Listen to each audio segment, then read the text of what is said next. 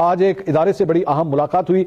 Obviously शख्सियत का नाम मैं कोट नहीं कर सकता, लेकिन मेरे अलावा लाहौर से और इस्लामाबाद से सहाफियों की बहुत बड़ी तादाद जो है वहां पे मौजूद थी।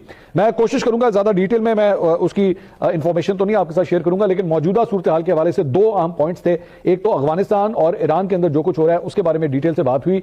अफगानिस्तान के हवाले से सबसे पहले बात करता हूं, उसके बाद ईरान की तरफ जाऊंगा। अफगानिस्तान के हवाले से यह बात शेयर की गई कि जनाब हमारा टारगेट जो है वो इस वक्त जो तालिबान रजीम के जो हेड हैं, यानी कि अखुंज़ादा की मैं बात कर रहा हूं, अखुंज़ादा हैबतुल्लाह, उनके बारे में कहा गया कि जनाब वो इसको हेड करते हैं। मैंने एक्चुअली सवाल किया कि क्या ये जो सिलसिला चल रहा है, एक तो उन्होंने कहा कि जनाब इसको जंग ना कहा जाए कि ये अफगानिस्तान के साथ कोई जंग हो रही है, ये एक ऑपरेशन है और ये ऑपरेशन चलता रहेगा, इसकी कोई टाइम लिमिट नहीं है कि ये अब से लेकर अब तक जो है वो खत्म हो जाएगा, ये सिलसिला इसी तरह चलता रहेगा। और हमारी लिस्ट के ऊपर ये मैंने एक्चुअली सवाल किया कि क्या अगर आपको मौका मिला तो क्या जो तालिबान रजीम के हेड्स हैं क्या उनको भी एलिमिनेट किया जा सकता है, जिस तरह मिसाल के तौर पे मुख्तलिफ मुल्कों के अंदर हमने देखा है कि हेड ऑफ स्टेट्स को टारगेट किया जाता है, तो क्या यहां पे तालिबान के जो हेड हैं क्या उनको भी टारगेट किया जा सकता है? तो उन्होंने कहा कि वाज़े इंटेलिजेंस के ऊपर ऐसा भी हो सकता है कि तालिबान के जो सरबराह हैं उनको भी जो है वो हम टारगेट कर सकते हैं। साथ ही साथ उन्होंने कहा यह सिलसिला तब तक चलेगा जब तक दहशतगर्दी का जो नासूर अफगानिस्तान की सरजमीन से पनपता है उसे जब तक खत्म ना किया जा सके।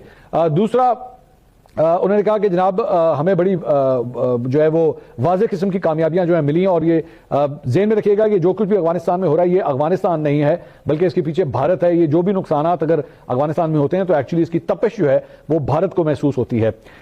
इसके साथ साथ जो ईरान के हवाले से जो गुफ्तगू थी उसके ऊपर यह कहा गया कि जनाब ईरान जो है उसने 3 ममालिक की तारीफ की है उसके रोल के ऊपर। एक उसने रूस की तारीफ की है, एक चीन की तारीफ की है और एक पाकिस्तान की तारीफ की है। तो अगर कोई यह समझता है कि हम ईरान के खिलाफ किसी किस्म की कोई पोजीशन लेंगे तो वो बिल्कुल गलत है। हाँ, ईरान के साथ जो है हमारे दोस्ताना रिलेशनशिप्स थे, हैं और वैसे ही रहेंगे।